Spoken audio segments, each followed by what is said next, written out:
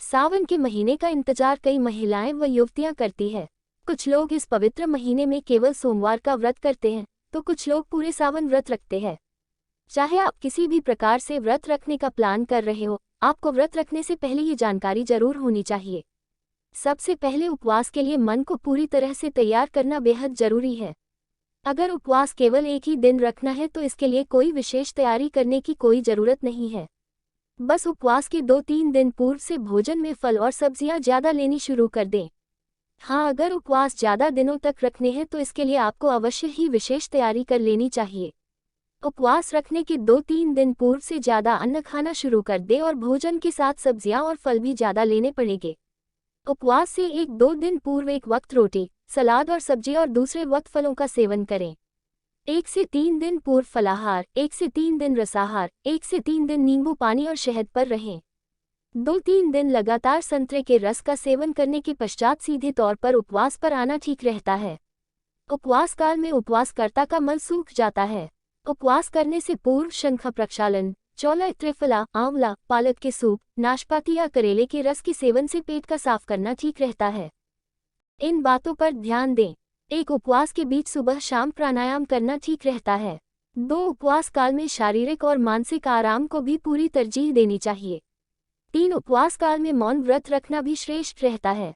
4 स्थिति के अनुसार उपवास काल में स्पंज बाथ, मिट्टी की पट्टी, एनिमा, धूप स्नान, मालिश, सूखा व गीला घर्षण स्नान, भ्रमण करना, आसन, कुंजा आदि चिकित्सा का सहारा लेना ठीक रहता है। 5 अगर आप ज्यादा दिनों तक लगातार उपवास रखने की सोच रहे हैं तो ऐसे में याद रखें कि उपवास के शुरू में 3-4 दिनों तक भूख का एहसास होता है। ऐसी हालत में नींबू पानी, शहद या केवल 2-3 गिलास पानी पीने से ही पेट की क्षुधा मिट जाया करती है। 6 निर्जल उपवास कभी भी नहीं रखना चाहिए। 7 याद रखो कि पानी नहीं पीने से शरीर के अंदर मौजूद अपशिष्ट पदार्थ शरीर से बाहर नहीं निकल पाते हैं, जिससे शरीर अनेक बीमारियों से ग्रसित हो जाता है। ऐसे में पेशाब में जलन, पेट में जलन, कब्ज, संक्रमण, बदबूदार पसीना आदि की समस्याएं पैदा हो जाया करती हैं। एक साथ पानी न पीकर 1-1 घंटे बाद 1 गिलास पानी में नींबू निचोड़कर उसका सेवन करना ठीक रहता है। 8 उपवास रखते वक्त इस बात का भी ध्यान रखें कि उपवास काल में ज्यादा वक्त तक भूखे पेट नहीं रहना चाहिए। अगर आप उपवास काल में भोजन नहीं करते हैं तो सुबह के समय दूध जरूर पीना चाहिए। 9 दोपहर के वक्त फल या जूस ले सकते हैं। शाम के समय चाय पी सकते हैं। रात्रि में फलों की सलाद का सेवन कर सकते हैं। अगर आप उपवास काल में केवल एक बार भोजन कर लेते हैं तो आपको ज्यादा मात्रा में कभी भी भोजन नहीं करना चाहिए। सावन के महीने में महादेव के साथ माता पार्वती की भी पूजा की जाती है। ऐसी मान्यता है कि सावन के महीने में जो भी शिव भक्त भोलेनाथ की विधि विधान से पूजा अर्चना करता है उसके जीवन में हमेशा ही सुख और समृद्धि आती है। साथ ही सावन का पहला सोमवार भी बेहद शुभ माना जाता है। पूरा श्रावण मास जप, तप और ध्यान के लिए उत्तम होता है, लेकिन इसमें सोमवार का विशेष महत्व है। सोमवार का दिन चंद्र ग्रह का दिन होता है और चंद्रमा के नियंत्रक भगवान शिव हैं। इस दिन पूजा करने से न केवल चंद्रमा बल्कि भगवान शिव की कृपा भी मिल जाती है।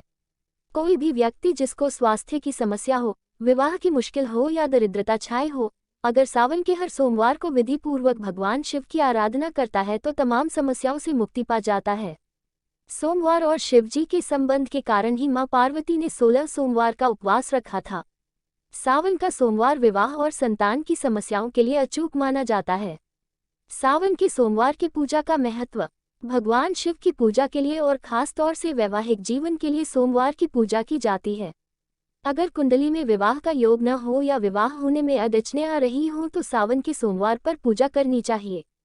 अगर कुंडली में आयु या स्वास्थ्य बाधा हो या मानसिक स्थितियों की समस्या हो तब भी सावन के सोमवार की पूजा उत्तम होती है। सावन के सोमवार को शिव जी की पूजा सर्वोत्तम होती है। इसमें मुख्य रूप से शिवलिंग की पूजा होती है और उस पर जल तथा बेलपत्र अर्पित किया जाता है। दोस्तों, अगर आप लोग को मेरी वीडियो पसंद आई है तो मेरे चैनल को सब्सक्राइब करें।